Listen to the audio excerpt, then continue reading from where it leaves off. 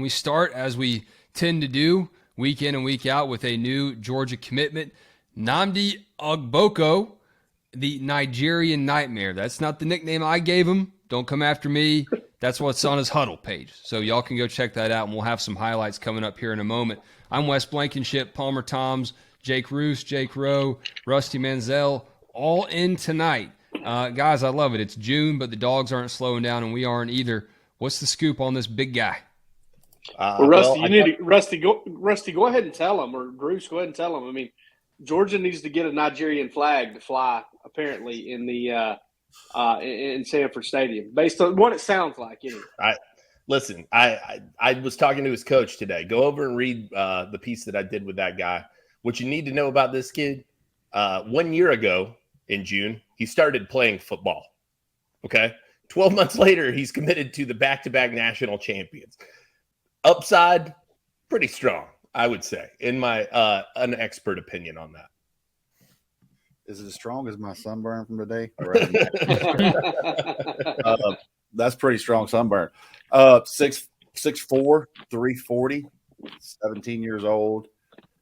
Georgia was looking for a big body, zero-type space eater. They worked him out twice. So, we all kind of know specifically Trey Scott's deal. You got to work out at Georgia, and it just about comes with every position now. You got to work out at Georgia at some point. And, they recruited 2 guys, and they got one this weekend in him. And it doesn't hurt his brother's potentially going to be a 5-star prospect at, a 6'6" prospect too. So it's a 2026 if I'm correct there, yeah. Bruce. Stay tuned. I might have something coming with that soon too. Stay tuned. Yeah. So we look at that, and I think with Georgia, you just listen, man. We know what he's rated, and I don't know that he's rated wrong, but I also know that I trust the eval of Trey Scott, and Trey Scott says this guy can play for Georgia, and we're taking him.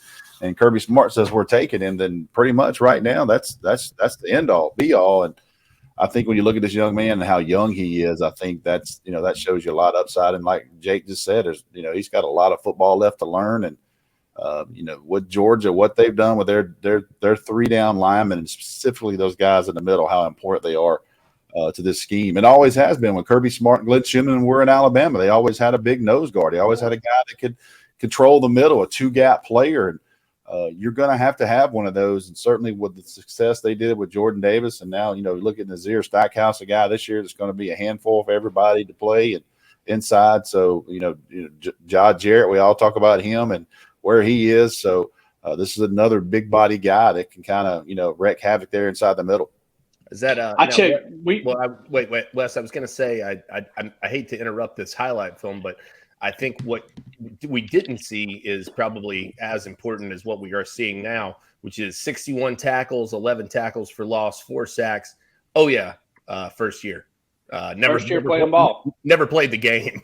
So I always love those stories, man. Guys who just I'll flip this switch, I'll start playing this sport, and everyone's going to be really thankful that I wasn't playing it for a lot longer. That's the story of Palmer Toms. yeah. They're thankful that I didn't play any longer than I did. That's for sure. A lot more people still walking out there because Palmer didn't start playing earlier. Yeah.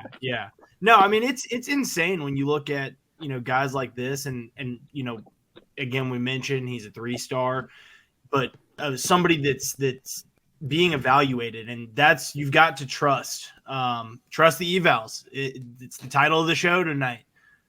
Trust the evals, certainly doing that with the defensive line room and all across this defense. I mean, there is nobody that evaluates talent better on the defensive side of the football than Kirby Smart does. And nobody, I mean, you want to make it specific to the defensive line. It's Trey Scott. I asked somebody, we've all got people we talk to, and I asked somebody that I trust up there, I said, hey, what do you think of this Ogboko kid? And he said, I mean, there was some colorful language in there, but it was like the name that came up was Trey Hill, is how he's put together. And I don't know if you've ever stood next to Trey Hill, but Trey Hill's haunches can hide the sunshine in most places. I mean, he is a very big man from the waist down. I mean, giant legs, giant backside, and an anchor. I think it's a quote directly from your story. Roos, an anchor in every sense of the word. Yeah. And boy, you know a guy that A lot likes of gold bond. Yeah. NIL deal, baby. Oh boy. I remember talking with Trey Scott. The first time I ever talked to him was at the Rose Bowl Media Day in 2017. And Trey Scott, the word anchor came up a lot. Like he said it like probably 5 or 6 times. But he said it the most about at that point was John Atkins. And he said, I think of John Atkins as the strongest anchor on the biggest boat.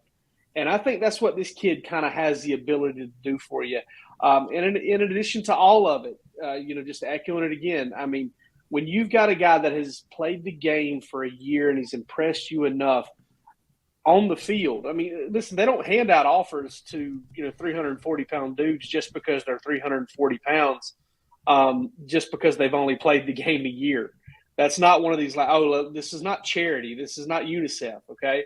They go ahead and they offer guys that they really like, and he's one of them, and that's kind of where it came in is they went after him, they got him, and it's a big addition there, I feel like. And there was a lot of talk about Michael Borio and kind of how Georgia would have rather had him, and why did they settle on this guy so quickly?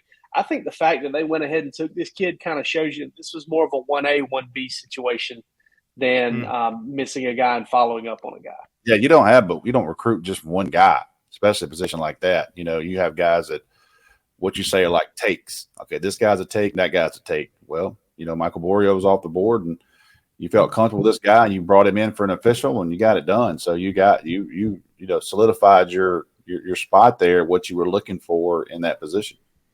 And it's too simple to say that Borio and Ogboko were kind of complimentary to Florida and Georgia? I mean, if one went somewhere, it felt like vice versa, the other guy was going to land the other place. Yeah, it felt like a 7-10 split, man. I mean, it was like you're going to pick up one or the other.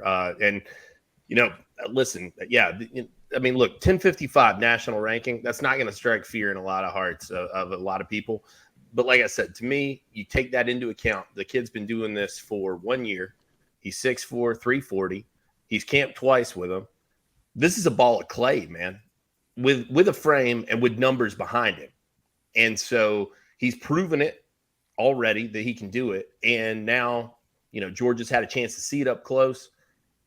I'm not going to sit here and tell you the kid's going to be Jordan Davis at all. But I think that what you got here is an incredible piece to work with. And go look at that film. Go look at the pictures that he put out from his official visit. If he's carrying 340, he's carrying it very, very, very well. Did you see the arms on that dude? Oh, buddy. I mean, rip a Bojangles biscuit out of your hand real quick, did he? And you'd be glad to give it to him, I promise. You wouldn't have to fight me for it. I'd say, here, I can get another big dog. The arms on that. I tried to pull into a Bojangles this morning. That line was way too long, so probably put a year onto my life. So, and his like you said, his brother, 2026 kid, and bigger. Oh yeah, than this guy already. Going to be probably, I would say, given the eval on his brother, which I think this kid, if he plays like he did last year, we'll probably see that stock increase. He's going to be on a lot more radars now, obviously, that he's on this commitment list. So I think people will probably watch him a lot closer. I think his brother is destined for really huge things, given the ceiling that he has, the size he has, and that he's going to be on those radars a lot earlier. When y'all were looking at Jordan Davis, I mean, I know he's not the same kind of guy, but you want to look at the position, 3-star dude. How high were the experts on Jordan Davis around this time in his career? They were not very high. And listen, if you've listened to Rusty talk enough, you've heard him bring up Orlando Brown, okay? And you've heard him talk about how Orlando Brown was worst player. Awful.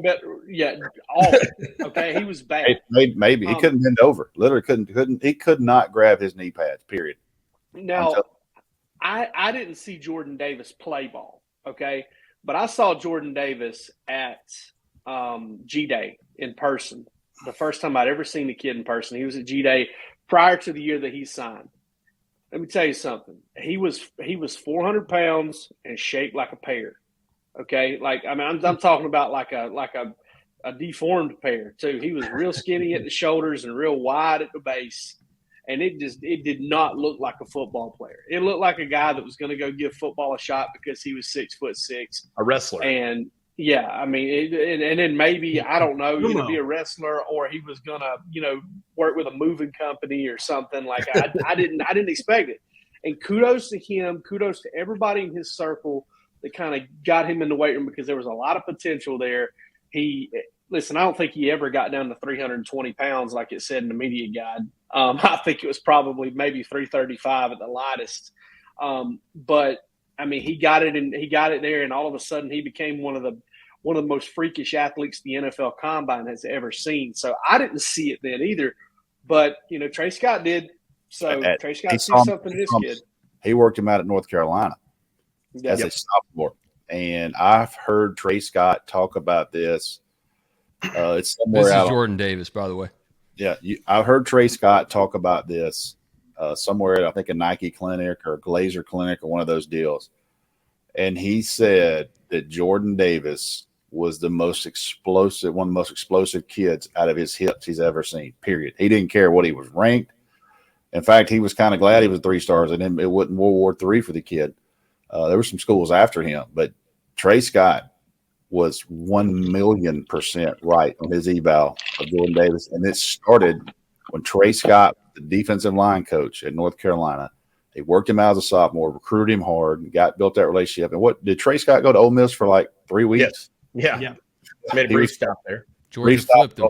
Yeah, and Georgia got him. So as soon as he got to Georgia and realized he was as close with that North Carolina, I mean, he was all back on Jordan Davis again. So kudos to Trey Scott with that eval because I've heard him talk about it one of these places, and he was like, it was zero doubt for us. We loved this guy, and we thought he was as good, and he had to get his weight under control. That was the thing. Jake Rose right there. He had to get his weight under control, and once he got that under control, about midseason that year, he was a special player from then on.